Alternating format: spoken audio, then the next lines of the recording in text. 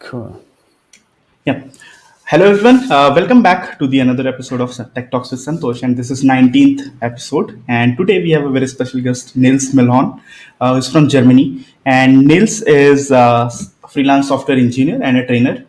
He mostly works with web technologies, and he also has knowledge on Angular, TypeScript, Node.js, and including Java-based Spring framework. And if he is not working on for his client, he's also working on a tool called Scene Lab, where he is actually using NgRx a lot, and this is how he decided to actually write this book. And we are going to actually talk about that book as well at the end of the session. And you can actually see the cover of the book, NgRx Reactive State Management for Angular. And today's topic is the same, so we are going to talk about NgRx. So welcome, Nils. Both. Yeah, thanks so much for having me. Yeah. Talking about NgRx means talking about Angular, right? So Yeah, actually. I think there's so much. It works perfectly in tandem, but we'll probably start out by talking about when you want to slap it on top of Angular when you need it, right? But it's definitely I think I've looked up these stars on GitHub, and I think it's one of the most popular state management solutions for Angular, Agreed. but only for Angular. Yeah.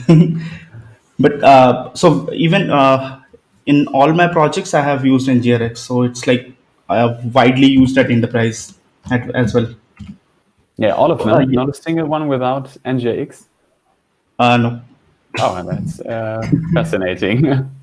Yeah, so I remember there was only one project on which I worked, and it was like started in 2017. So we that time I think NGRX was just improving, right? So we decided not to use any state management, and later on we realized that we actually in a situation that we need some state management, and then we couldn't do it. You can introduce it gradually. I don't really have like practical experience for this, but I've even in the book I'm mentioning some concepts for introducing gradually, but most of the time you decide at the very beginning, right? Cool. Whether you want to go with that. Yeah, sure. So let's start. I mean, first let's talk about what NgRx is. So our viewers on the same page that they are aware what NgRx means. So can you just introduce us what NgRx is? Yeah, sure.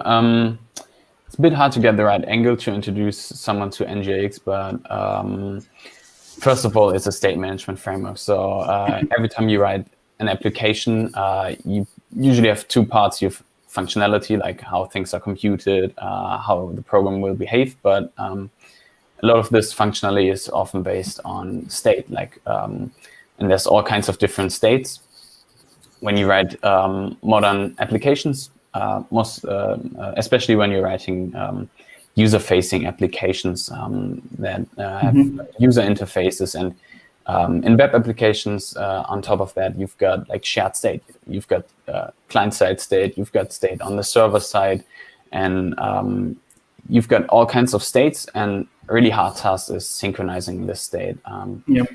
If you want a perfect introduction to this, and I love this introduction which Alex Okrushko came out with some time ago. You can just go on YouTube and find his recent talks. He's such a nice introduction to all kinds of states, and synchronizing these states can get messy. Angular has some really good principles for doing this, but I think that's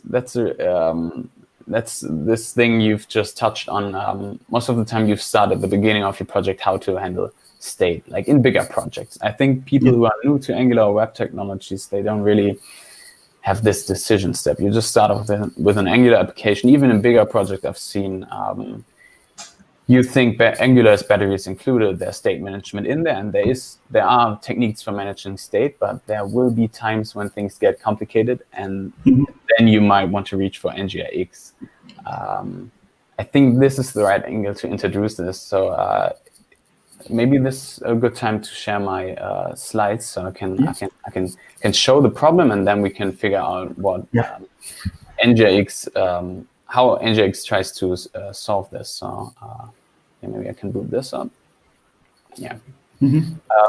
So this would be your regular state management approach in Angular. You have all these components floating around, and most of them, like in this illustration, all components have local state. Some don't even have local state in your application, but most of the time you've got these member variables in component classes, and like a variable that's state. You've got a Boolean variable that's state. You've got 2 Boolean variables that's more state. And when you've got a bunch of these, things might get messy. But usually you've got some variables in each component, and you can even connect them. Like on the left side, you see that components actually can talk to each other, like to the through these input-output bindings. And then you can have things like shared state in a parent component, and you can bind this shared state down to child components, and then you can even share your state across different components. So that I think this is the most basic form of state management that you can have in Angular. Correct me if I'm wrong on that, but the next step then would be sharing state different from how you organize your view hierarchy. Like all these components you see here, this would be your view hierarchy. Like this top component is could be your root component. Usually that's the app component, and all other components go in that app component at some point through router outlets. You route them into the parent component based on the URL, and then you build up this view hierarchy, and you can share state along the view hierarchy. But the problem with that would be that if you want to share state on from really 2 distinct points in your view hierarchy, like if you think we want to share some state from over here all the way to the component over here, it would be difficult because we'd have to funnel this state through this component, through the root component, and back through this parent, and then we can get down here, and we'd be polluting all these other components just to synchronize the states in these remotely connected components, and that's usually making things messy. But Angular also has a solution for this: services. So that's something I'm mostly an Angular developer, but I'm trying to get into React, and always looking at Vue. But I think services are pretty unique to Angular in that they allow state management that's decoupled from the view or the organization of your view. In React, you'd have these things like contexts and property bindings, and I think that's pretty close to input-output bindings in Angular. And services are something different. They allow you to manage state completely decoupled from how you manage your components. And this way you can easily connect these remote components without funneling the state through all of these parents by introducing a service which can share the state for these 2 components. And I think this is already pretty sophisticated, and usually you can get a long way with this because the main idea here would be separating the management of state from how you manage your component tree, right? And many projects are fine with this, and you can even go further. Like you can, I think that's on the next slide. Yeah, usually the next step on top of that would be introducing RxJS observables in order to know when you need to update your view. Like that's usually when you share state, you have all of these places where you can update state from, but you also need to know, okay, when does the state update? And there's also an Angular solution that would be the behavior subject. This is usually the pattern which you use as the baseline. You've got some subject which holds the state, and because of this observable abstraction, you can have subscribers which then exactly know when something updates.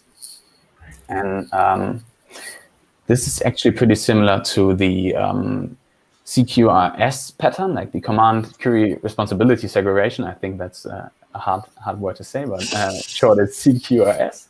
And this is a long-standing pattern from software engineering, where you separate commands from queries. Like your subject, your observable, that would be a query. You're querying state There could be all kinds of state. I think authentication is usually something we can use as a good example. You've got user authentication in this authentication service, and the subject is holding the current authentication. There could be something in there when you're authenticated, so there's the user in there. When you're not authenticated, there's no user in there. And you can subscribe to it, and that will be your query. Anytime the user logs out in, you can figure out what you got to show in the view. And if you want to update the state, you can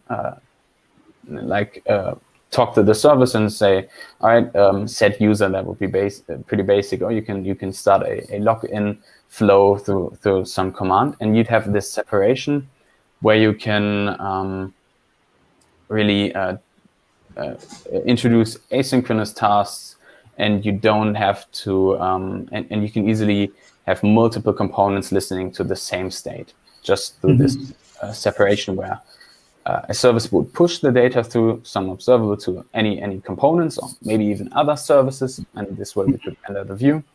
When you click a button in the view, the login button, you could send this command to the service. So that would be the next evolution step. I think that's something you've seen a lot in projects. Like this is usually the way you go, right? You get input, output bindings, then you say, all right, we've got to share something way across the component hierarchy, so let's get a service. And then, we got to know when things update, so we grab some subjects, some observables, right? But when you don't opt for things like NgRx, or you're not really I don't want to bring discipline in the mix, but you can end up with this setup. So I'm calling this the service soup, or maybe it's the state management soup. It gets hard. So you've got all of these different states floating around. You've got all of these services like next to the authentication service. You've got some other stateful services which manage the data you're displaying in the view. And this state is actually referencing state you've got on some server-side database. Other state is supposed to be synchronized with your local storage. And you've got all these states in your application, around in the context of your application. You've got to synchronize these between different services. Maybe you can make this easier when you slice these services right, or you come up with nice concepts to manage this, but usually the concept you come up with when you encounter this service soup, which you see here, where you don't really know what's going on. Like I made this up. This isn't like particularly based on some real hierarchy, but maybe this rings a bell in comparison to some projects you've been in, where like these little async loops come into the mix, and we gotta update this state when some HTTP request returns, and then there's this callback which has to run all the time, and it has to update this little service down here, and we've got to still push the data to some components, and things might get messy. And usually what the people who've built NgRx, the people who've built Redux or Elm, they all come up with some form of the Flux pattern or Redux, or the basic principles that underlie NgRx. And maybe this would be a good point to explore these. But this would be the problem you gotta have when you think, all right, maybe I can do something different here, right? That should be probably the case for projects, right? Where you say from the real beginning, okay, we don't want to end up here, so let's start out with NgRx right at the start, right? Yeah, agree. So this is actually, this image reminds me the first project which I was doing, a large enterprise project. So this is where we ended. So after a year, I think that project grew and it became really large. And after that, we actually ended in the same situation where we needed some state management. And then we decided that, okay, we will actually go ahead and put NgRx in the code base, but we couldn't. I mean, of course, I left the organization before that. But yes, it reminds me. Always a good point to leave. Yeah. Always a good. All right. There's the service tube. I'm out of here. Yeah, actually. Yeah. So, yeah. So this is some form of state management, but it isn't really it isn't really formalized. You've got this command query separation, which is a big plus. You've got the services. That's already a good step, but then things still get hard when your application gets to a big point. And then the solution that NgRx provides, or that NgRx's base solution, like they've got all these other libraries we can touch on, but the main solution is this store that's based on Redux principles or Flux principles. Yeah. And that will look like that. Yeah, if you want to go into. It brings to so it actually ends to our next question, which is flux pattern. So we often, whenever we go through the state management techniques, right? So even when I read about Redux, and then I came to NgRx. So it was like, it says it's a Redux based pattern, and then when I went to Redux, it says it's a flux based pattern. So what is this flux pattern actually is? Yeah, there's no like I didn't invent that. I didn't work on NgRx, so I try my best to put this right here, but it has all sorts of names. It's called the pattern is usually called Flux, and then Redux is called is the most famous implementation of this pattern. It's usually it's dated back to Facebook introducing this pattern, but it's probably been around before than that. And Flux is actually the pattern coined by Facebook. We can step into this into the specific principles of this pattern. Redux is a pretty nice site for where they showcase these three principles. But the basic, I don't know if this is particularly a precondition for Redux. This is not embedded into the principles, but the basic idea before going to Redux is global state. So instead of having all of these services manage some slice of state and synchronize between these services, you just say, all right, just make everything global state. We just have one place where state is managed, and there we can organize our state appropriately. And at the same time, we go away from these commands. We don't want anyone else telling us what's going to happen with the state. So this service in the middle that's managing the global state has the full authority on managing the global state. And it updates when it receives events. So in this illustration, you see that components can send events, the service can send a event. At the same time, the service still pushes data to the components and services. So you can even do just one of these things. So one component could be just consuming, and a service could just send an event. So we keep this query concept. We keep observables. Observables are the foundation of NgRx. And I'd argue they also, like the foundation of for Redux. Redux doesn't use RxJS observables, but you definitely can subscribe inside Redux. So components definitely know when they need to update, but they don't know why they would be updating. They just know, all right, there's some new state, so I got to render this view again. And these events just tell the global service what happened, and the global service decides what should be the next state. So maybe that would be a good point to jump into the principles. So this global state part, all right, it says global state, so take back all of that. It's embedded right in the first line. So it's called single source of truth. The question would be, what's global state? So the state is still in your browser, right? It's still in your web application. It isn't global in comparison to your database. You still have this remote database storage, but inside your whole application, that's running in the browser, or you can also use this in other application frameworks.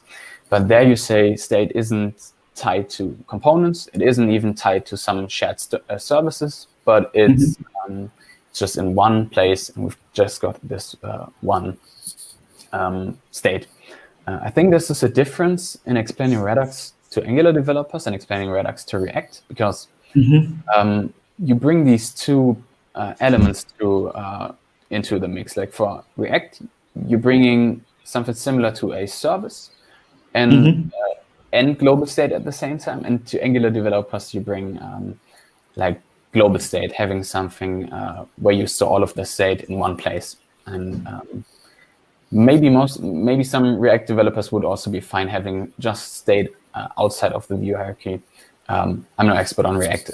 Sorry if I gone out of my territory there, but the first principle would be a single source of truth. So these are the principles from Redux, but you can almost one-to-one match them towards NgRx. It's almost the same idea. We go into framework-specific considerations, but the basic idea is you have this global state, this object tree where you manage all state that's meant for all of the application. So you wouldn't put like, is this dropdown open or not, or am I hovering this little headline here? You wouldn't put that into the global state, but all of the state that you usually share in a lot of places, like authentication state, you'd have this in the global state. And then the next really big part is that state is read-only. So read-only means immutable, right? Yep. And that's something it's really not too familiar maybe to regular Angular development. It's not something that you get too much driven into when you just start out with basic Angular development. But I've learned over years of developing in different areas that immutability is maybe a bit tedious at the start, but in applications like JavaScript, it's embedded to such a good degree that it just helps you all the way through. Yeah. How it helps in Redux is that you don't accidentally mutate someone else's state. So state is only read-only. You can mutate state. You can only say, all right, last state is outdated. We've got a whole new state. And now everybody can render their components based on this new state. And this way, you don't have any state-related bugs. Like in Redux or NgRx isn't a guarantee for not having any state-related bugs. There's still some points for improvement, but it works very well with these ArcGIS subjects and observables, where you can just say, all right, anytime something new comes through your observable, there's new state to render. And we won't ever mutate the old state for any components that didn't update. So there won't be anything, any weird runtime concurrency problems where you actually then immutate the state of someone else and something wrong is showing up. Yeah. So the only way to change state is to emit an action, and that's the event we've just had in the other illustration. So you dispatch this event to the global state service, and the service computes the next state based on some information in this action, and then you can have a whole new state. Like in this example, it's an action in Redux would look like it has an identifier and a payload, and based on that, the global state can compute that. I won't go into the API too much of Redux. It's similar to NgRx, but we'd rather get the NgRx variant, right? And the last principle for Redux would be the third principle, and that is that changes are made with pure functions. Pure functions are any functions that only work on their inputs and only specify their result through the return value. So a pure function doesn't grab any other state. It doesn't know about state. It doesn't mutate any objects. It just returns a new value that's only computed by the information embedded into the inputs. So that would be your reducer. So I think reducer isn't like the most approachable word, but it's basically a function where you throw the current state in. It's just that, no basically there. You throw in the current state, you throw in these event information, and it computes a whole new state for you. It doesn't mutate the old state, doesn't reach for any side effects, like it doesn't make HTTP calls, it doesn't create a database, no local storage in there. Just the action information gets embedded into the state. And these are the three principles. And based off of that, Redux works, NgRx works this way. The Elm architecture is often referred to as a foundation for these principles. And I think it's good to see this on some kind of illustration, maybe. Probably should have numbered these. Oh, yeah. So everything I've said would be embedded in this architecture diagram. So this global state service I've talked a lot about, that's called the store. And that's the centerpiece solution of the NgRx project. NgRx has other libraries that aren't necessarily connected to the store. But the basic idea is having this NgRx store. And that's the same idea. In Redux, you have this this store which holds the current state, and it has the ability to accept events, and they are called actions. I think this is a bit inconveniently named. I think in hindsight, people like the creator of Redux and the creators of NgRx would probably name these events. But you can think of actions as representation of any events that are interesting to the global state. So maybe a button click that says login.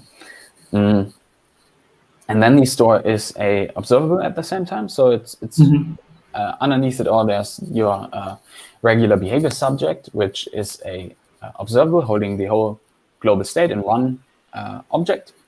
And you can use it to update your components. So your component subscribes to your store and it updates. And now when you click some button in your component, like the login button, you or maybe start with something easier than the login, like you increment some number or you add this to do to your application, then this action falls into the store. And this is where the other principles really work well. Because this pure function I've talked about, this changes are made with pure functions. The third principle, this is your reducer.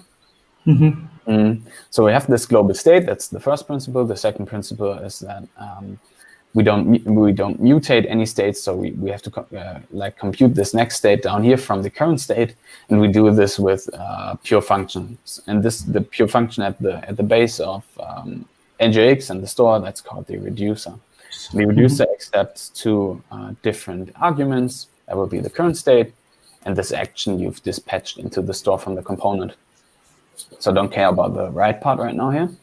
And when you drop both of these into the reducer, it's a function that adds this to do to your state, or it adds this user to the authentication, or increments this number by putting a new number into your state. And the result would be the next state. And NgRx will pipe this to your observable. All components that are subscribed can update, and all your problems are solved at that point. I'd love to say it's not that easy, but managing all of the state in one place, and you put these constraints on your state management, makes things actually easier. Like right now, we can't do HTTP requests, we can't do any storage. But just for the state part, it's easier at that point because we don't have any surprises. We won't mutate state that's used in some component, and we can perfectly retrace what happens. So if you throw an action into the store, things will happen once as they happen 100 times. And you can always know what happened in hindsight. You can actually go back and forth through your application. We can look at that later. And this makes things not necessarily easier, but you can manage complexity at that point. Because it's traceable, you can reason about your code. And it's easier to test at that point, because pure functions, as we're about to see later maybe, are easier to test than mocking all of these shared services and building up this whole surrounding of different services and states is way harder than having just one state, one input action, and making sure that the correct next state is computed. I really like the concept. I mean, the most important thing is it's easy to test, so you know what is getting changed and when it is getting changed. You can just always shuffle between and play the previous inputs and see how your state is being changed. So that's really good, I think. Yeah, definitely. Like there's really nice tooling around that.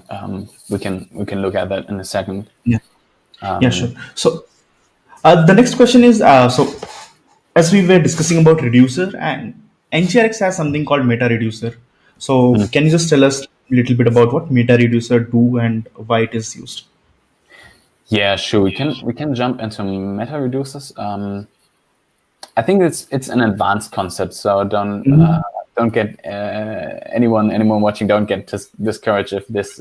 I think this part is already like advanced, and if we throw meta reducers on top, it gets really it doesn't get too much harder, but it's really powerful. But this is actually what led me to like doing open source for NgRx, like not working on the actual project, but I've developed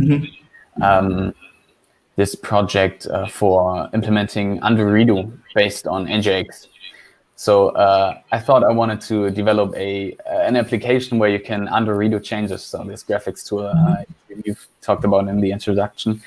I knew I needed undo redo for this, and I thought, yeah, right. If I just go for Redux, if I just go for NgRx, I get that straight out of the box. Well, it wasn't that easy, as most of the time you think, if I pick the right technology, things are going to be a breeze. It wasn't that easy. But if you think about it, it's really similar to how you implement undo redo if you have to build from scratch.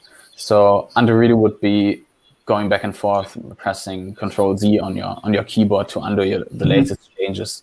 For graphics editors, this is something anyone expects to be able to do. And if you think about it, going back one step in time with undo redo, that's really similar to reverting this reducer mechanism.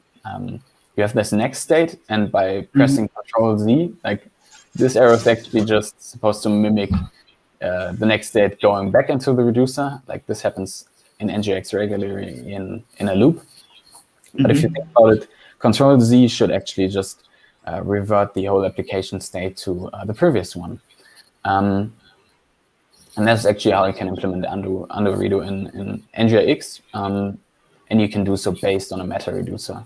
Like in practice, I've written up a whole blog post where I explore 3 different techniques for implementing undo redo. So go check that out if you're interested. And the final result would be the library solution I've put out that implements this for you with some added benefits.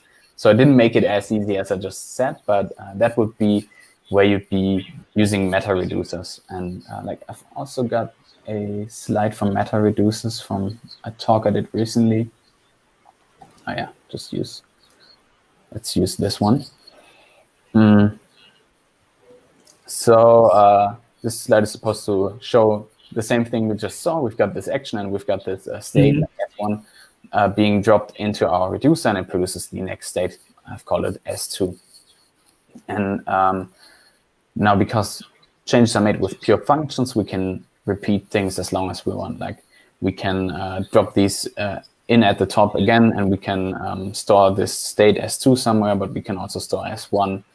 And when we want to implement undo, we actually don't want to compute the next state. We want to compute the previous state. So we'd have to have some place where we store the previous state. So at that point, you'd model undo redo like just another action. When you press Control Z on your keyboard or whatever it is on your keyboard, this undo action would be dispatched to your store.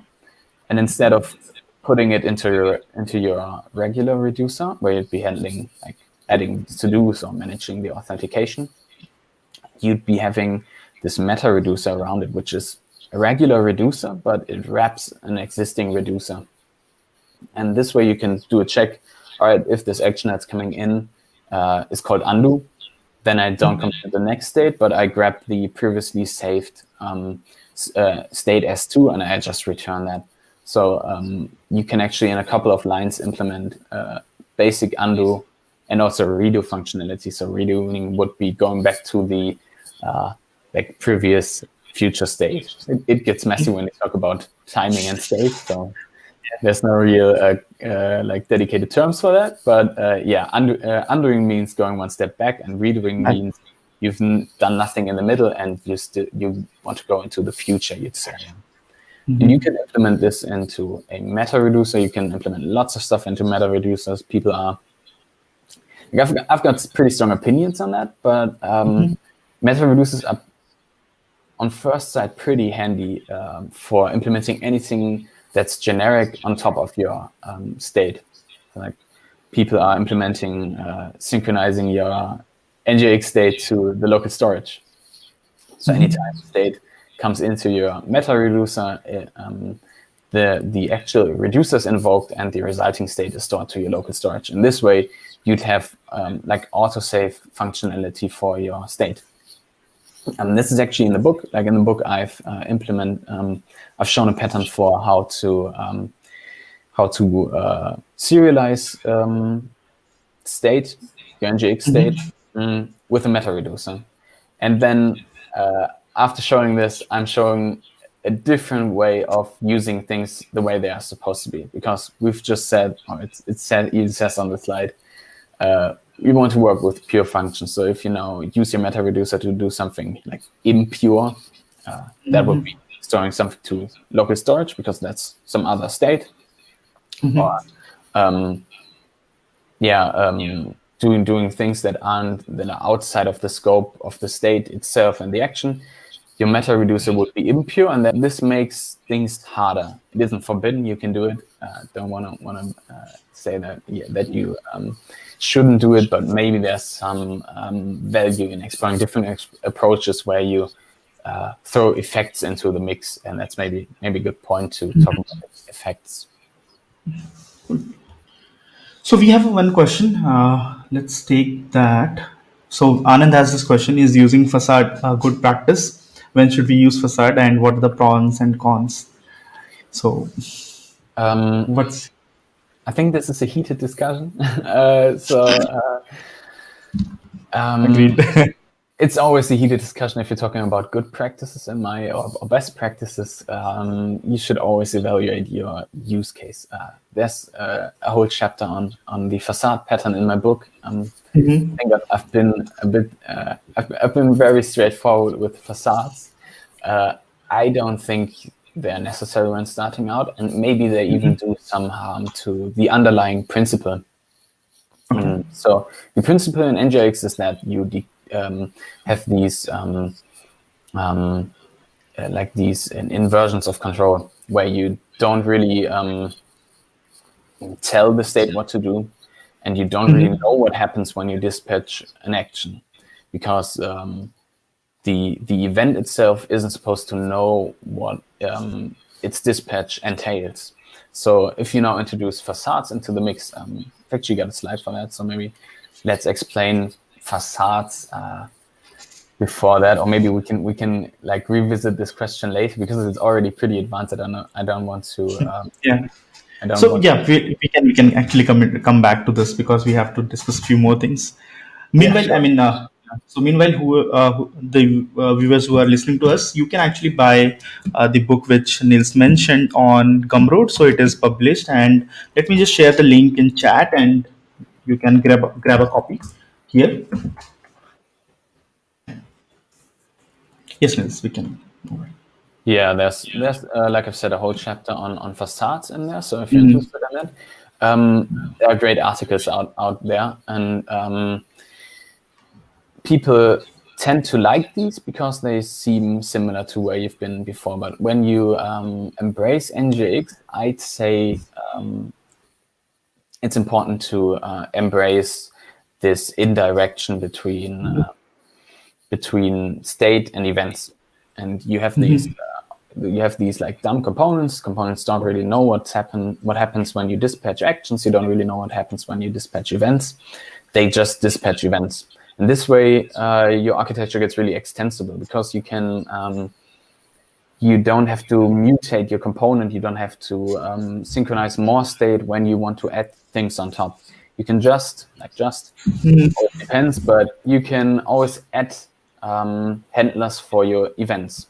Like at some point, you maybe don't want to handle some event in a synchronized fashion, but then you want to fetch something from your backend based on this event. And you can do this without mutating your component. You can do this without mutating your architecture. And that's really a big point why you choose NgRx. And in my opinion, if you see yourself reaching for facades all the time, maybe you don't want NgRx. So this isn't the pinnacle of state management. This isn't where you should add AMP if you do this big enterprise project. It's one way of managing state. And like you in the beginning, you said you've talked about this graphics tool I've built with a good friend of mine. And if you this is the website of the application. Don't want to promote it or anything, but if you think about this, the application looks a bit like any big graphics editor you might know. And you have all these different UI elements, you have all these different settings, and you can move things around, and you can even interact with all the elements in there. And we even have different tabs. And all of these things are interacting with each other, but they don't want to know about each other. And you don't want to, and it's always been handy to just have all user interface components dispatch events, and we can just think about the state, and we can think about displaying things like in a different part of our brain. And this is something where I think NgRx really shines, because at the beginning we tried without NgRx, and then we said, all right, maybe we should grab the big guns. But if you see yourself reaching for facades, you might want to consider if NgRx is right for you. But something that's really powerful, and that's the effect out of NgRx, and this thrives on events, in my opinion. So anytime we'd had to introduce some asynchronous behavior, like auto-saving things to the backend based on events, or rendering different parts of graphics into other graphics, effects and the event-based nature of NgRx was really helpful. And working around this with facades wasn't something we thought about at any second there. Cool. Yeah. Yeah. Go ahead. Sorry. We'll come back to this question, Anand. So as we said, anyways, Nils actually covered it really well. So where maybe you may need or may not need facades, but yeah. So let's move on to the next question. So in this diagram, you discussed about component actually getting the data, right? So we write selectors in NgRx for that. So what are these selectors and why it is important? Yeah, selectors aren't in this picture because I don't think they are essential to NgRx.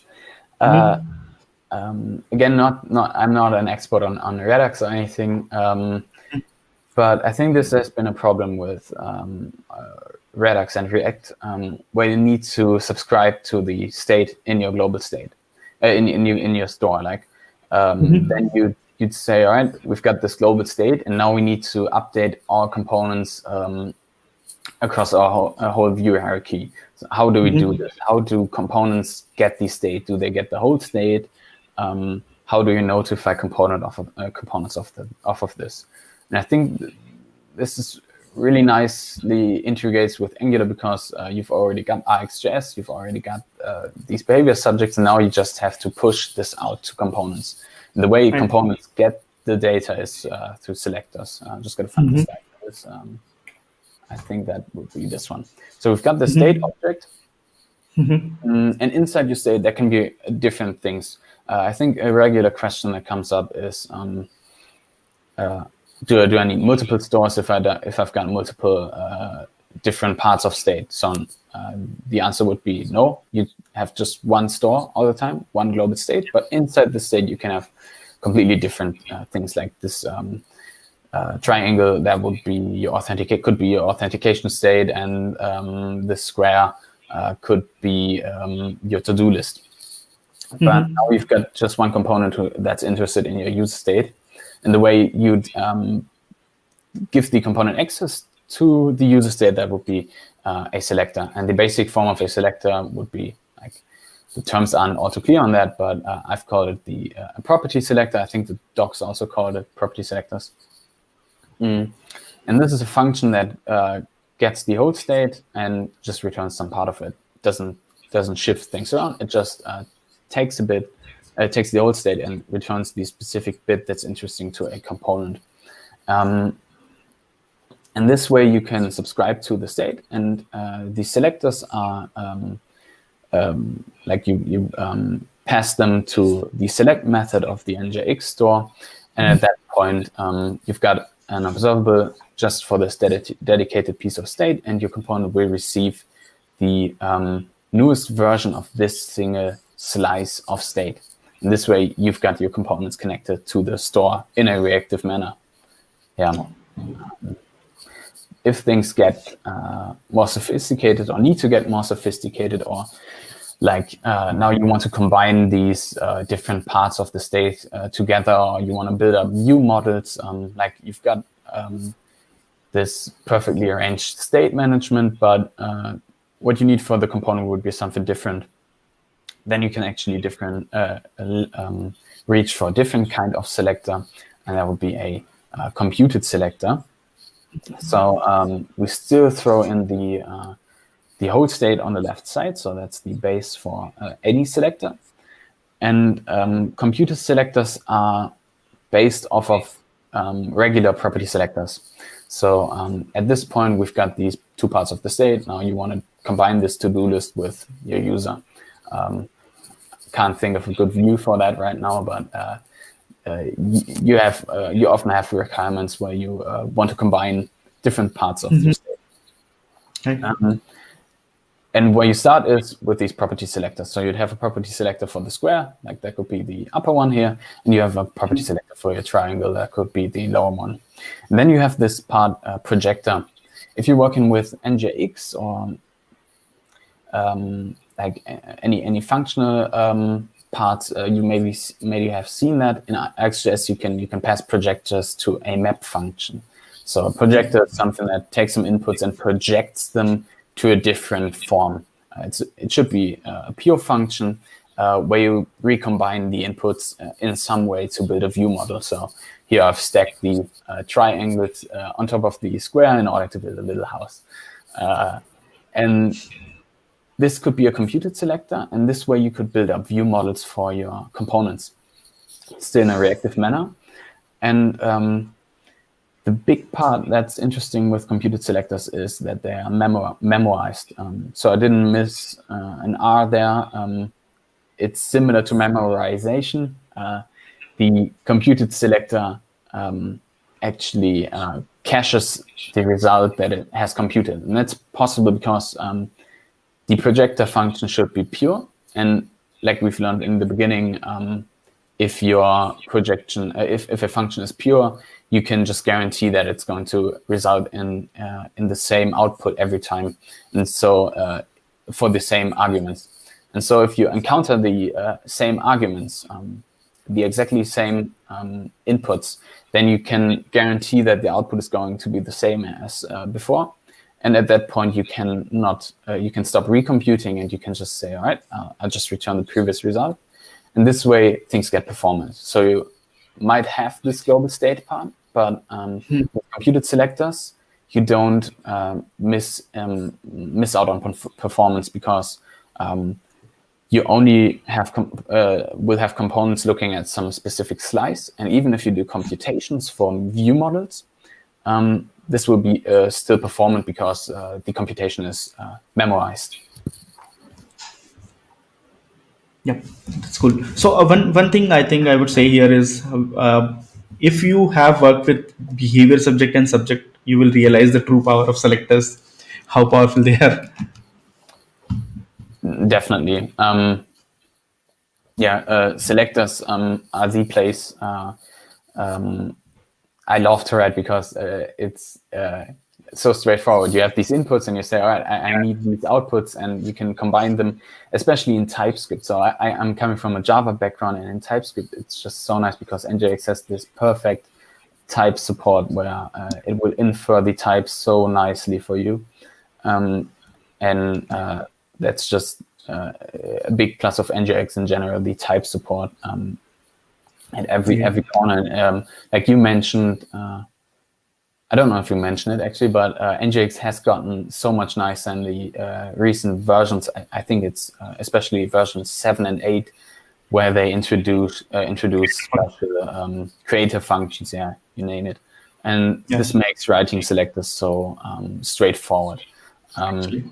We could jump into some code in a second because I think we didn't look at code yet. Or should we just cover effects and then we can actually see the entire code, which also covers effects?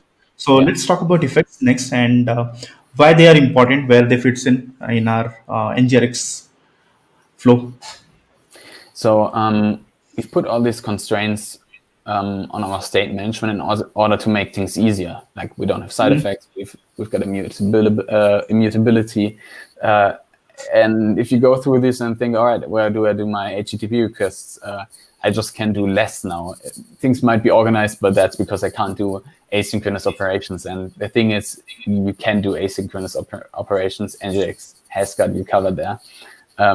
You just do them in a really formalized manner, and this formalization is called an effect. So I'll just grab one slide for that. So the actual store doesn't care for any side effects. So the actual store doesn't.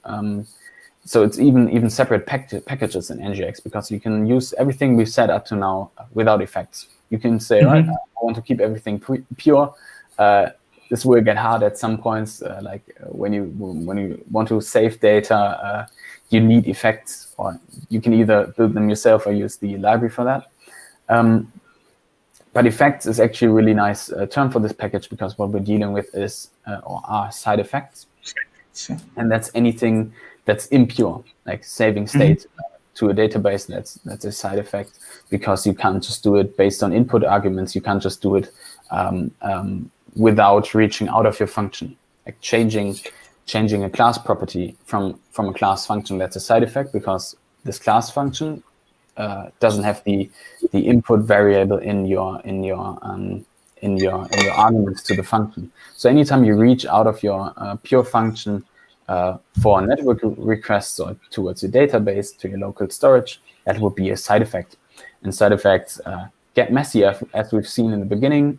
Synchronizing them gets hard, but we've seen that managing state with this event and reducer combination is really nice. So it'd be nice to map effects just on top of that. And that's exactly what has been done with NgRx effects. So these blue circles you see here would be actions. And now I've said any component would be dispatching like a submit action. You submit your to-do to the to-do list, and the reducer covers the rest. You could just put it into the state and you'd be done. But now if you want to save your to-do list to the server, in the book it's actually an issue tracker, so that's just an advanced to-do list, I'd say.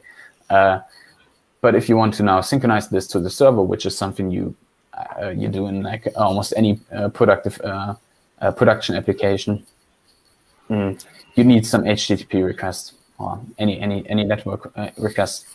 And the effect is actually this little line connecting the actions here. So you can make your round trip to the HTTP to the backend server through this HTTP request.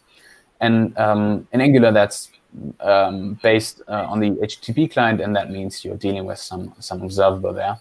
And observables have these callbacks on next. So when your HTTP request is done, you'll go and dispatch this submit success event or action, and you do the same when your submission fails. And as we've seen now, you can actually have side effects, and you can map them really nice with RxJS. So you should be a bit familiar with RxJS when you're going into NgRx. But the actual state management solution stays untouched here, because we're just just dealing with events at that point, because the store doesn't know about the effect. The store just knows about the submit event. It does know about the submit success and submit failure actions. And these can have payloads, like you can attach the to-do to your actions. And anytime this action reaches the reducer in your store, you can update the state. So if you save the to-do to your server, this you maybe have some Angular form, and the value from this form, you'd attach it to the submit action, you dispatch it. The reducer doesn't care about it, because you just want to save it to your store when it's also saved on the server. That would be pessimistic, because we're pessimistic about, does this work on the server side? So we work for the success, we wait for the success action, and this is based on the observable. And when the observable is done, it will dispatch the success action to the store. And at that point, we also have the to-do attached to this success action. Then we can place it in the state, and all components can update based on their selectors. So your to-do list would have selected the to-dos, and then it could update. And this way we can have side effects and formalize them into these RxJS observables, which we place in services, as we're about to see. And this makes this leaves everything as easy and organizable in our actual state, in our store, but we don't lose anything. We can still do side effects. We can still have HTTP requests. Cool. So I think we can actually go to an example and see how it is written. So sure. So the book comes with all these little steps for every chapter. So we'll just jump right into the middle, I'd say.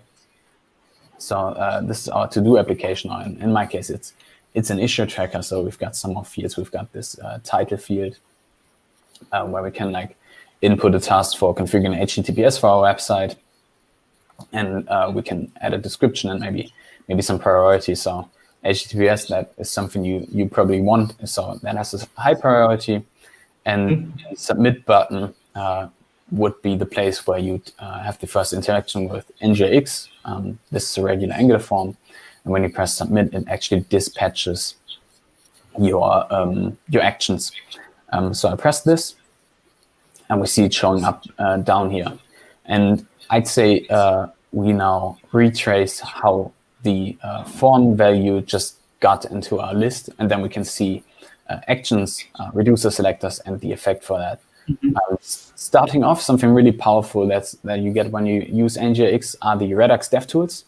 So these are tools for, that's actually a bit difficult if you're running the dev tools on Stackblitz. Yeah, you gotta select the right store instance. Oh, I think this isn't even the right one. Right? Yeah, this should be the right one. So these dev tools show you the actions. So can you just increase the font? I think. Oh yeah, I can zoom in. Yeah, I can zoom in. Yeah. Oh, it's a bit hard to zoom in on this one. Maybe I can click this. Pull it out and zoom in here. Yeah. And now I've got to reselect the right instance. This is the one. So we get this list of different actions which got dispatched to our state. So it starts off with some internal stuff, so we don't care about this right now. But here you can see the actual actions which get dispatched by our submit button. So the submit button dispatch an action which has the type of issue submit, and it has some payload attached to it, which are actually just the values from the form. So here you can see the title I've put in, the description, and the priority. And this is dispatched to the store. And we can also see the changes here. States are equal. This action doesn't do anything to our state because we still want to wait for the HTTP request. We still want to dispatch, send this to do over to the server. Once we know it's saved in some kind of database, we want to have this submit success action, which you see down here, and then we can place it into the state. So I'd say we go back to this in a second and just have a look at this, the place where this action has been dispatched. Trying to increase the font here even more. Oh, I think I gotta press the button. Yeah. All right. This. All right. We've got this new issue component, which is the place where you're seeing the form over here. It isn't completely mobile responsive. Please forgive me for this one. This is the test. And there's your submit function. So that's a function which I'm calling from the template once you press the submit button.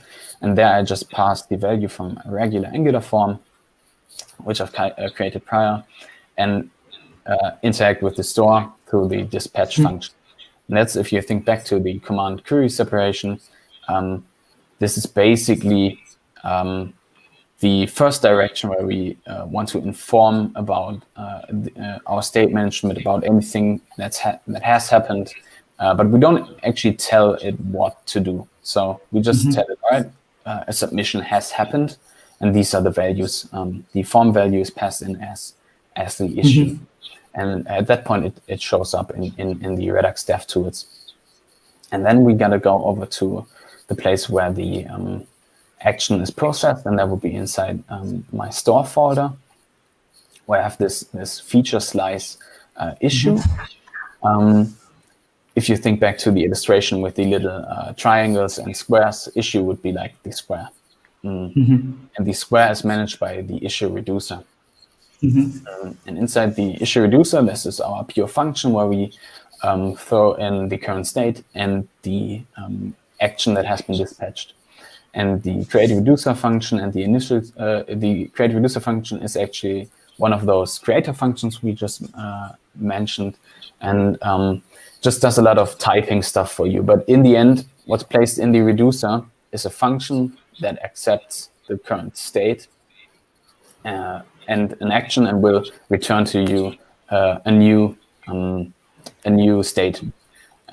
If we go look in here, there is no handling for the submit action, because we don't want to do anything once the issue is submitted. We want to do something once the submission is successful. So once the submission is successful, we get the current state and we get the issue we just dispatched.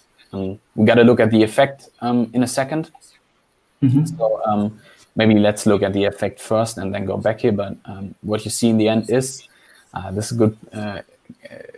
Might be not the best place, but in the end we place the issue into our issue list, which I'm calling entities here. And you might want to ignore the produce function around here. You can work with the spread syntax in it reduces. The key point is you don't want to mutate the state variable that you put in here, right? In produce, that's actually a library called immer. That's really handy if you want to still have these have the ability to do mutational syntax on your state. So here I'm actually assigning the issue to the entities dictionary I've got in my state. This is something you wouldn't do without the produce function. Usually I have to write this differently. You can just write in here right now. We want to return a new state where we put in the whole state. But, I gotta add some braces. And we just keep the state as it is. So we spread the whole prior state into here, into this. Still missing a brace here. And the entities dictionary, which I've defined in this initial state at the start, it's just an empty object. But that's where we want to place the issue that has been successfully submitted, and we index it by its ID. That's some part of state normalization. Whole chapter in the book about that. It's a good point for keeping things organized. So instead of having a regular list, we just have this dictionary where we use the ID and as the key, and the value would be the issue itself. And this way, we can place it into the store. And this is just a pure function because we don't mutate the state or the issue. We just create this new object where we spread the, make a shallow copy of the current state by using the spread operator, the regular JavaScript spread operator, and we just override the parts that are new. I think we're missing the current entities here. So in order to keep the entities which are in the list before, we need to spread these two. So don't miss out on that. And you can write a lot less if you use this IMA library, but that's a bit much maybe getting into right now. So, but if we want to retrace how we got there, we still need to look at the effect.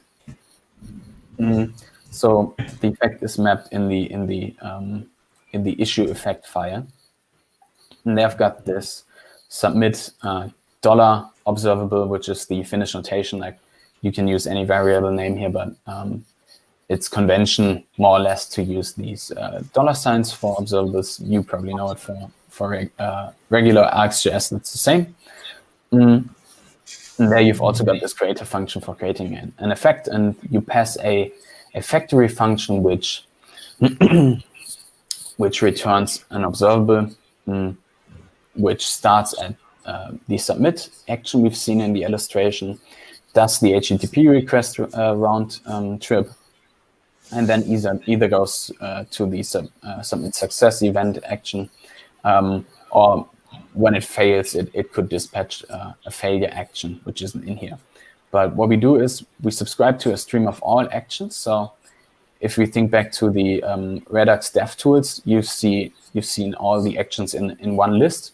So there's a service from NgRx, which is called actions, where just all actions fly through. All actions that go through the whole application will fly through this observable.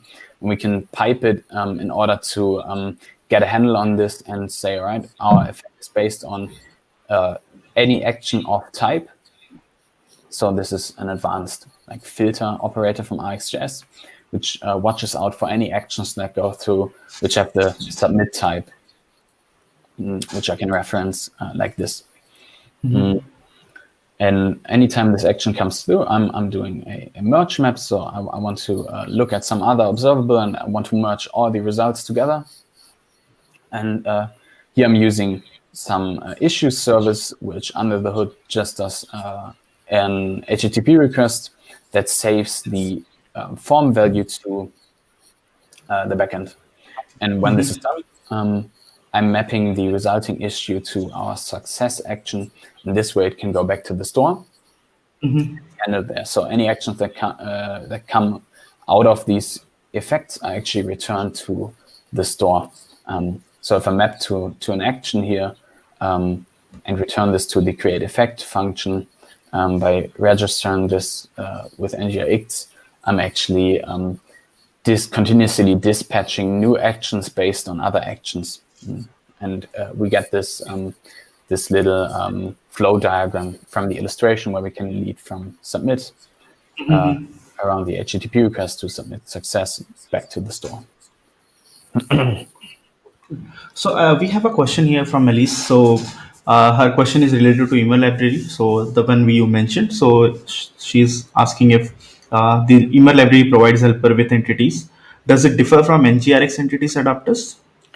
It does differ very much. We've just seen it on something I've called entities, but they are two different things. So IMA isn't specific to NgRx. It isn't specific to Redux. It's just a library that allows you to copy states or any objects. Right? Basically, you can throw in a state and you can pass this function where you get a draft of the current object and mutate it with no, you can mutate it with mutable functions. Sorry if you said that. So I don't have to make this whole spread syntax here. I can go ahead and pass the whole state to this produce function from IMA. And pass another function which will then work on this state and doesn't directly work on the state, but it instead works on this draft. It has the same type at that point, but I can now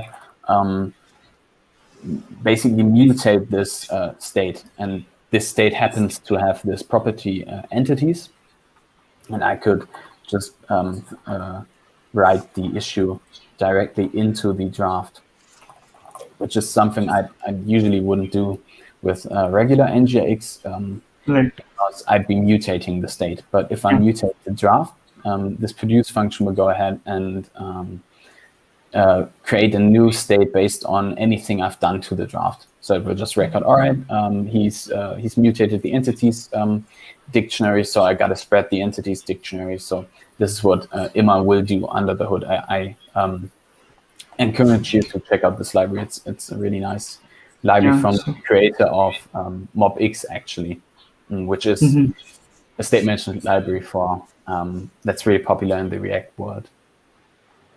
So even Sebastian says that it's a good library and alternative to object.freeze. So yeah, Imma actually does also freeze your state, so you can easily see when you've mutated it at some other point in your application. But Cool. NgRx entity is something entirely different, or it works on a different level where it helps you working with entities. So it will it's close to each other because it solves the problem of having like boilerplate, like having too much code for doing simple tasks. Okay. So Nurali has this question: can you add error handler? I have few effects which are erroring out even when they have catch error. So I'm not sure. Are you referring to syntax error, or you are referring to the runtime errors, Nurali? He's probably he's saying catch error. It's written in camel case, so I think he's referring to runtime errors, like from the HTTP request. I'd say. Yeah. I mean, so in case you have any examples, you can share it with us. Probably you can reach out to Nils on Twitter. His Twitter handle is mentioned under his name. But probably you can reach out to him with an example, and we can look into that. Yeah, you can otherwise, like the regular way would be adding a catch error to your observable, or to the inner observable, actually. So you have this HTTP request under the save call. You can go ahead and pipe on top of that, and then you can put catch error, like the regular catch error from Rx2S in here, and you can provide like the submit failure action we've seen in the illustration before. At that point, you want to move this map call into the inner observable too, so you're not replacing the whole effect stream, but that's how you'd be dealing with failures from effects. But you always got to think, what am I supposed to do with this error? So you don't.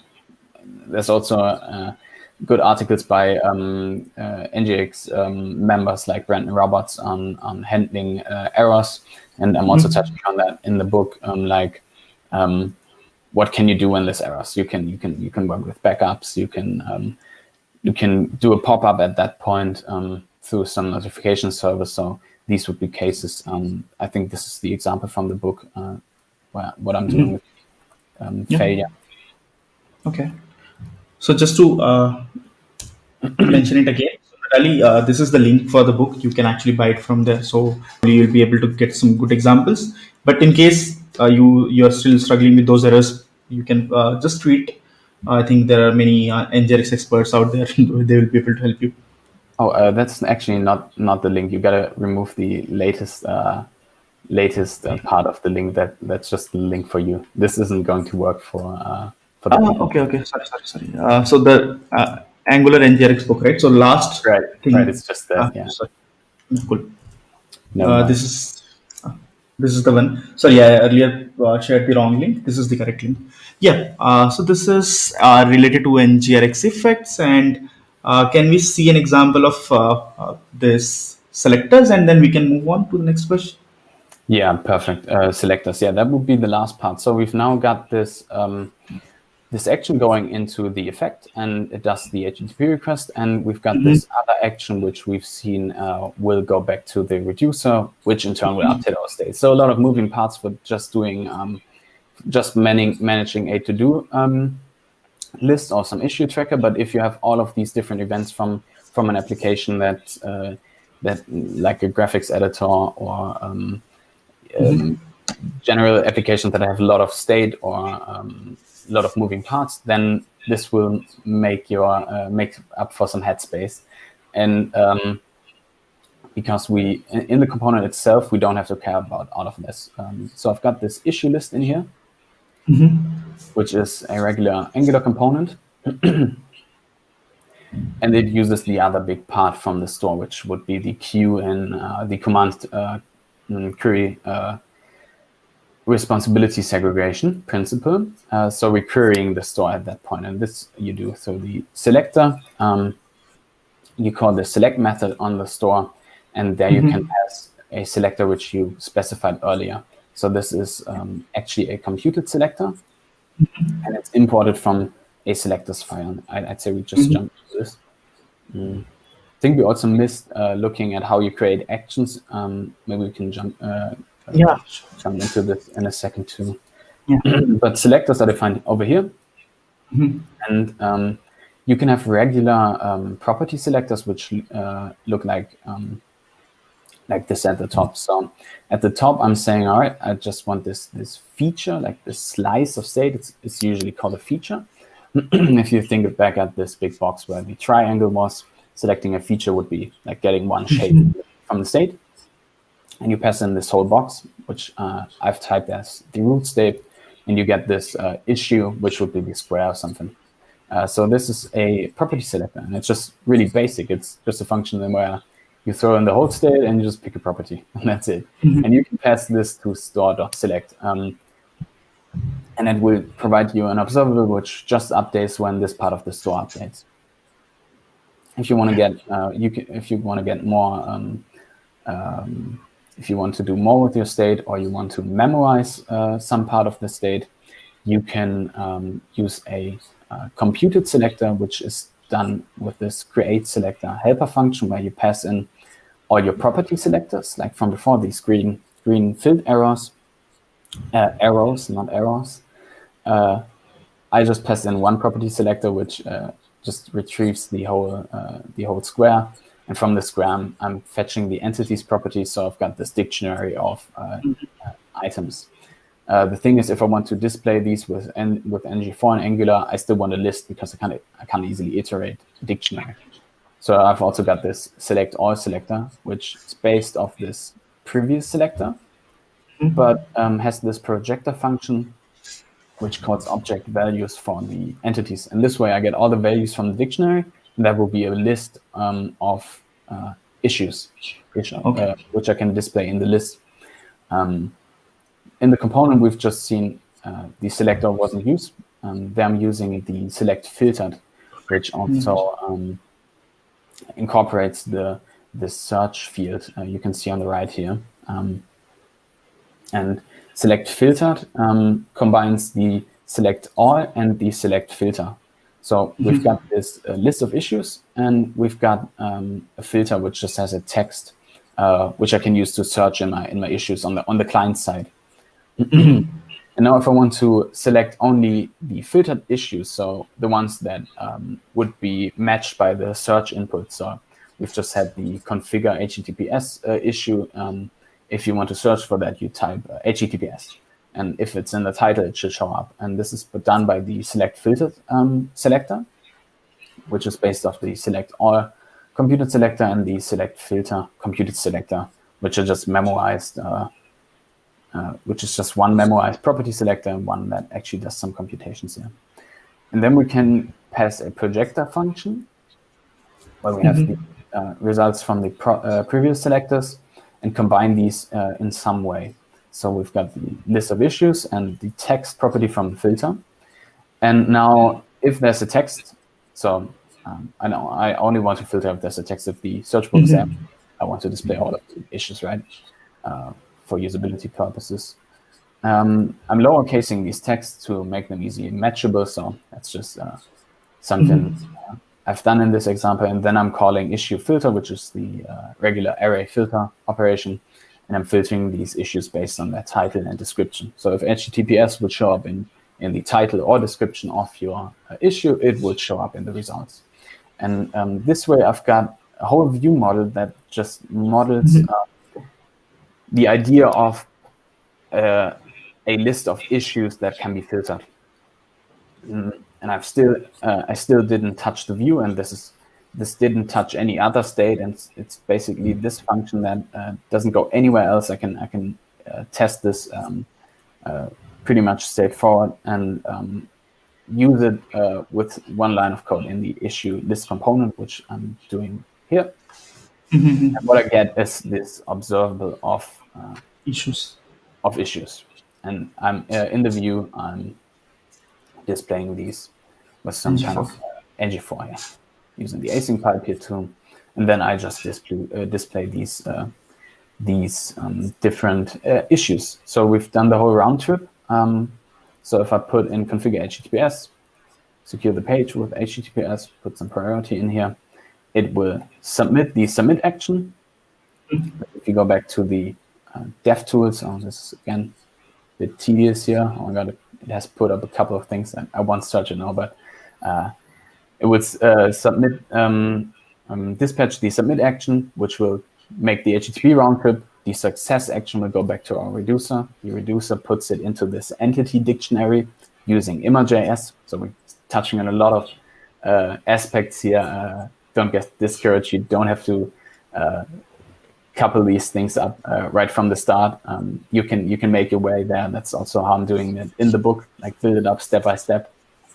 But I think this would be the whole example. And once it is in the reducer, it will be picked up by the select all and the select filtered selectors, which will compute the list. And now if I search for something like example, it won't show up. But if I search for HTTPS, it will still show up in the list. Cool. So let's take one question from Chirag. So one problem that I encountered maintaining strict immutability is that the mat table component re-renders when the reference of table's data source changes. Do you have some suggestions? I think that's the default behavior of mat table. So I'm not sure what you want to achieve here, Chirag. I don't know if it's a big problem when like re-rendering shouldn't be a problem because it doesn't mutate your state, right? Like re-rendering would be just updating the view, but you would have to write a data source which is attached to the NgRx state.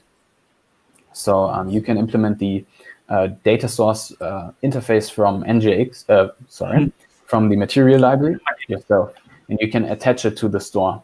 It's not something I've done particularly, but I've written a blog post about writing a custom data source for the material table. So maybe you want to look into that, and then you can figure out how to write a data source which you attach to the NgRx store. And the data source actually works with an observable, and you would subscribe this observable to the store, and then the table would fetch it from there. Maybe you have to rephrase your question regarding immutability again, because I didn't get that part. Yep, sure.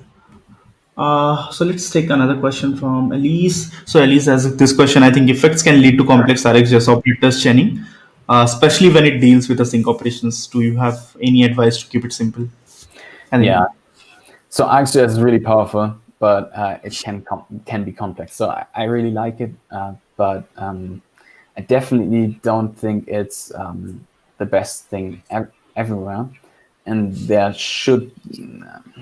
you need to keep it simple. It's powerful, but chaining a lot of operators can create a mess. So one basic rule I have for effects is just do the orchestration there.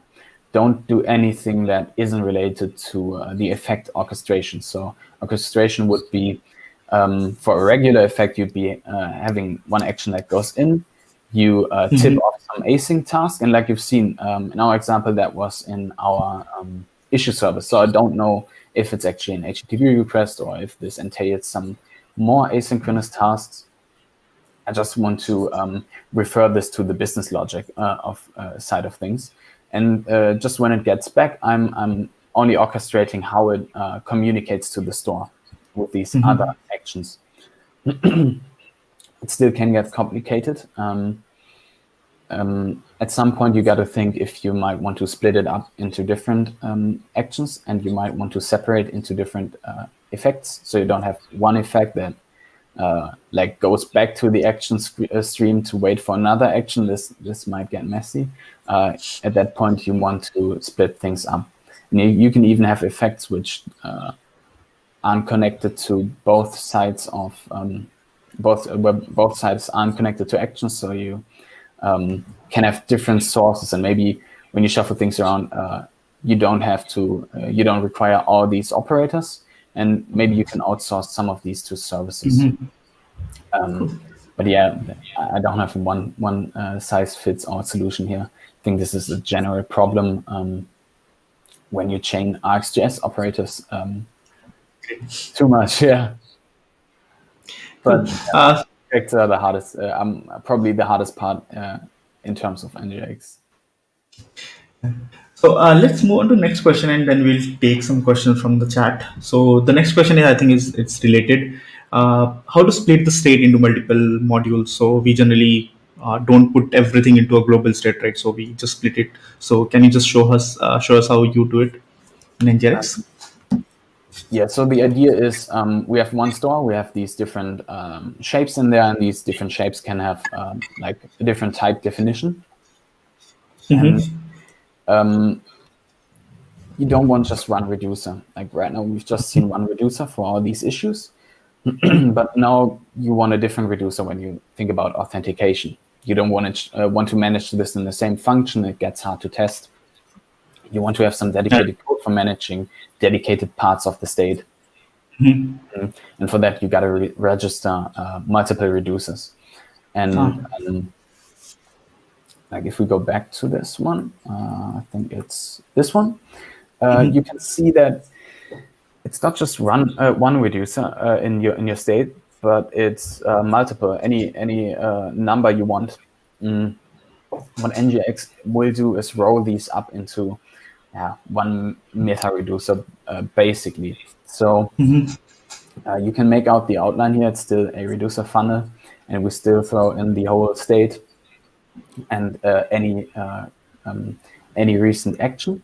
But under the hood, each dedicated part of the state will go to in a dedicated funnel, in a dedicated reducer. So this one could be our authentication state reducer. This one could be our issue tracker to-do list reducer. And both just get the part of the state they're interested in, and they both get the same action. And then they can decide to produce a new state or just return the one they had when they don't really care for the event. Like the issue list wouldn't really care for any login related events, right? But at the same time, this pattern allows you to change this without changing the whole architecture, without recoupling your multiple state services. So when you now see, all right, we don't want to display any to-dos when there's no one logged in, you can just change this based on the action. Maybe that's not the best example, but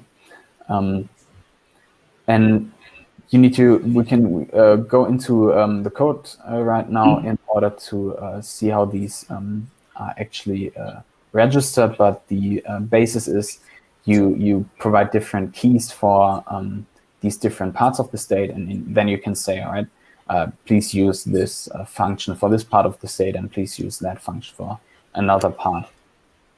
I've got another slide for that because this one. Because in Angular you've got modules, right? And maybe you've even got lazy loaded modules. So if your application is getting really big, you don't want to have all modules loaded at the same time. And with global state, you think that you need to have all of the state running when any part of the state is needed. But this isn't actually the case. You can build up your store and your state incrementally. like you can have your root state. You've seen this interface in the code, and then we could have this triangle for the authentication state and the to-do list, because our application is like an issue tracker to-do list. I've thrown these words around a lot. Sorry for that. So we want to have these available all the time. But now at some point, we want additional feature states, and we can reference them by a key. So these are referenced to. This one I put into maybe authentication. And for this one, you've seen this basic property selector where I'm mapping the root state to the issue property. And I could do this easily because the issue property was defined in the root state. But you can even lazily attach these to the state and build up your feature root state, which would only be available in a dedicated module.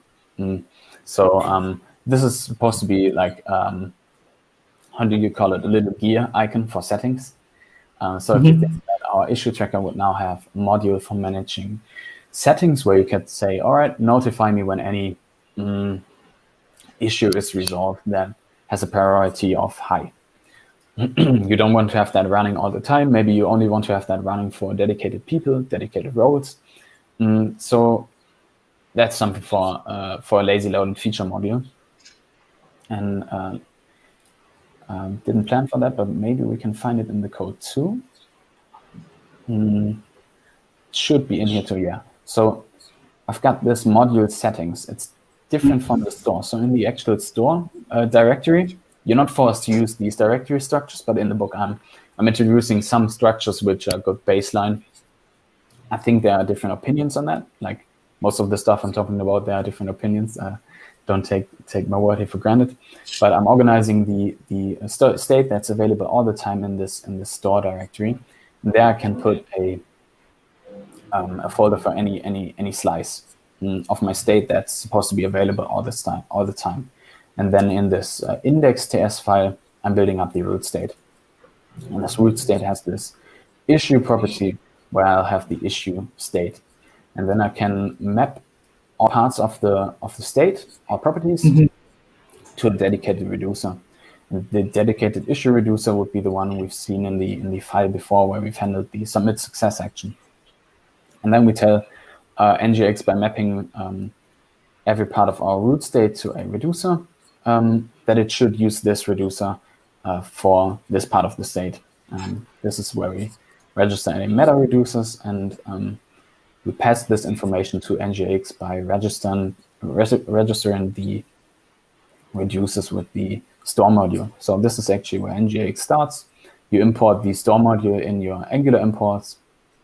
For root means we're talking about the root state. This is supposed to be available everywhere in the application, and there we pass these reducers, which are supposed to handle one property, like the issue property. And we could put more reducers into this map. Like we could put a reducer for managing the authentication state, but we can also lazily add these, like we've seen in the illustration a second ago. And this is what I'm doing for the settings module. So this is a whole another Angular module. I'm lazy loading this one through the Angular router, and in the settings module, I'll have another directory called store, and I'm doing all the same things actually there. I'm having multiple slices of feature state at this point too, and then I can say, all right, I've got this additional setting state, and the setting state has, apart from notifications, where I can set the priority for being notified, or I can maybe update my profile with a nice little picture or something like that. And then I can make up this mapping again and tell NgRx, all right, handle these parts of the state with these dedicated reducers, which you'll find in these directories over here. Yeah. You can actually access all of this code even for free. The repository is up on GitHub. You don't even have to get the book. You can go through the commits and the demos if you want to. And then I'm telling NgRx to, I'm actually just building up a constant here. So both of these slices I want to manage under the settings key. And then I'm just doing some typing. So this isn't NGX related, but just for a nice typing approach, I found that you can extend the root state and say, all right, we've got this extended root state. So while the settings module is running, we know that an additional property will be available. And that's the settings property. And then we build up this this new state where we know, all right, the settings feature key will lead us to the extended, will lead us to the setting state with these two slices, and we can attach these. So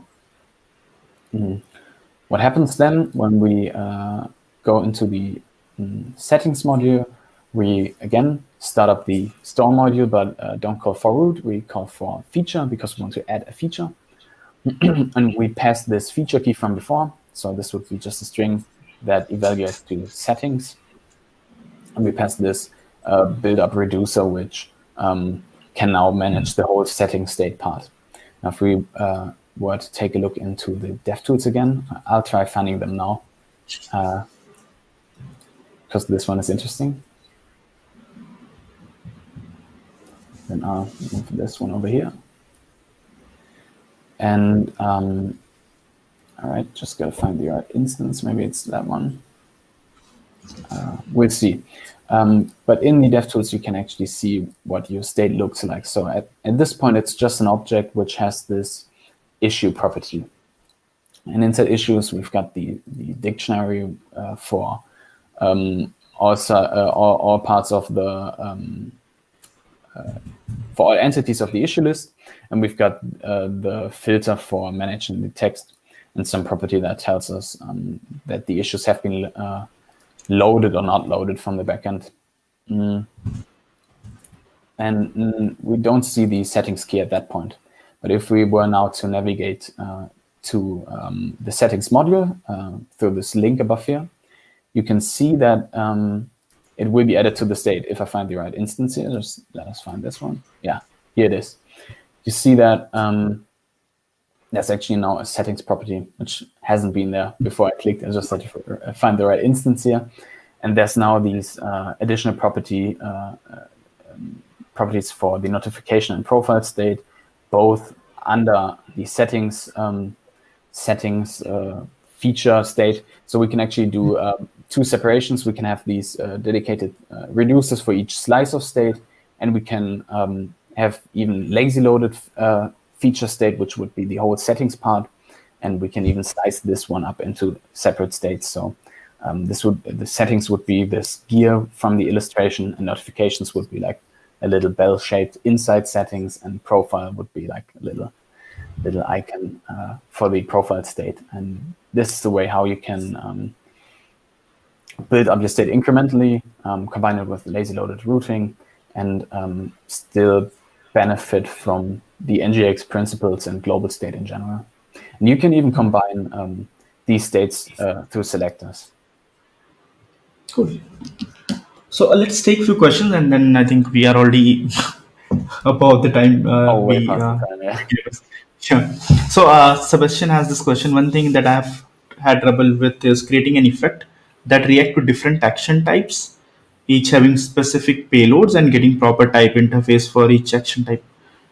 I mean, this is like more of a typing question, but are you able to, anyways, solve this issue using effects? So you get the type inference from the off-type operator. So I'll just jump around here. I hope this is comprehensible afterwards. But if we have a look at this one where we submitted the issue to the backend, we could actually pass multiple types here to the off-type operator. So this is probably what Sebastian is referring to. Yeah. And, but his answer his question is more on, let's say we submit, we have two types. Yeah. So submit, let's say reset, and both having different payload signature. Yeah, that would be the origin, our point of departure. And the action down here, like just for everyone who isn't too familiar, is type based on the type you pass to off type. So NgRx has done like phenomenal work here to infer the type. You don't have to tell types get what kind of action you're expecting. It's all inferred from the action creator, which we haven't taken a look at here, but you could pass multiple. So that's what you're just referring to. Like maybe we have a different format at a different point in our application where you can also submit issues, and you want to have 2 actions for this. At that point, it gets hard because I've had these situations, but I think most of the time they had some overlap in what I was expecting, because what NgRx would have to do is create some kind of union type where it says it's either this action or it's that action, because it can't guarantee that it's either one. So what you probably want to do is correlate these payloads. So if in one payload there's your issue, and you've got another submission action, like maybe editing action, and it uses the same effect, which maybe you don't want to do in hindsight when we think back to Elise's question. But so this could solve your problem already. But if you still want to have one effect, you need to have some overlap in the properties you want to use, or do some type assertions in order to figure out what you're dealing with. I think these are the only solutions. Correct me, Santosh, or if I'm wrong. Yeah. So I think this is what Sebastian also agrees with. Yeah. All right. Perfect. Cool. In case I missed some question, you can always get in touch with Nils. So Nils has his Twitter handle available here, and _Melhon, and you can send him question on his DM. Probably that will be the best way, because we are already past the time which we have allotted. And thanks a lot, Nils. That was really great. I would say we discussed a lot of things. And now let's talk a little bit about your book. So what your book is, for whom, and what are the things which you have covered? So the book is actually for anyone who wants to get into NgRx, for anyone who wants to get started, but like you can also get started based on the docs. So the docs are a great starting point. I don't want to say you need this book to get started, but things get a bit tricky when you want to do advanced stuff, and there isn't too much information out there. And I think the book provides a good baseline for building up applications based on the Redux principles, and how to do like there isn't even like what we see right now, organizing feature state. That's something which I had to do via trial and error. And in the book, I'm laying down like you can type it like this and you'll be fine. I'm also discussing some patterns, so you can, even if you're still already using NgRx, I think it's a good resource for like validating your architecture and planning new features. And I think in general, because NgRx is really based on RxJS, there's also like if you just want to see some RxJS, go have a look. If you just want to see, I think there's also some performance tips in there which you can use if you're working with Angular. And you might, which is something I'm keen to point out, you might not need NgRx. There's a great talk by Mike Ryan, co-creator of NgRx. The book is actually like rich with references to the whole NgRx team and anyone who's doing work around that, because I'm definitely not at all alone in that space. There are great resources, and I'm collecting them throughout the book. And it's a talk on you might not need NgRx, so so you got to carefully evaluate if you need this approach. But I think it's still good to have this in your tool belt, and to know that you might not need it is a bit better than don't knowing what it is and just dismissing it. I think this gives you a good overview in the first chapters. Cool. So where we can actually buy your book, and is this the link which I have shared? Is that correctly? Yes, that's the perfect link. I think you can find it through Google. You can also go to my website, which is nils-melhorn.de, where you can also find some free resources on NgRx. I've written an article on how to implement the NgRx store in 20 lines of code, just to demystify this whole part. And I'm also still I've published a chapter on from the book on the blog, where I'm exploring how to store your state in the local storage. So this is available for free. I've just put out a new blog article based on how you can guarantee that your state is serializable, so you can easily store it into local storage and make sure that the dev tools are working. So there's a lot of space to cover, but yeah, you can get the book for the complete resource and follow my blog for Cool. more topics. Thanks a lot, Nils. Thanks for sharing this, and thanks for writing this book. I think this will be really, really helpful for a lot of developers out there. And it takes a lot of energy to write a book. I know that, though Definitely. I have like done it for 2 months, which I couldn't complete. But I know how much effort it takes to write a book. Uh, Yeah, so, uh, definitely. Anything you want to promote apart from your book on here? So we already promoted the book, but in case you have anything else to share with us, you can. Oh, even more than that. Yeah, like you can go to my website. The book is like the centerpiece of like Mhm. what I put out recently. Again, thanks for having me so much and letting me show that.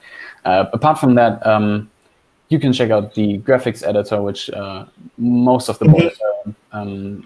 learnings from the book are based on. That will be Scene Lab, or you can check out I'm building these little software as a service projects, and right now I'm going into Microsoft Teams apps. So if this is something for you, you might want to have a look at and follow my newsletter in order to get information on how I'm building little products here and there, and the general way I'm getting informed on tech. So I'm always sharing this through the newsletter. Oh, this cool. So I'll share that link as well. I'll update all these links in description, and so everyone can refer it. Yep. So anything else, Nils, you want to share with us? Oh, I think I've overshared a lot.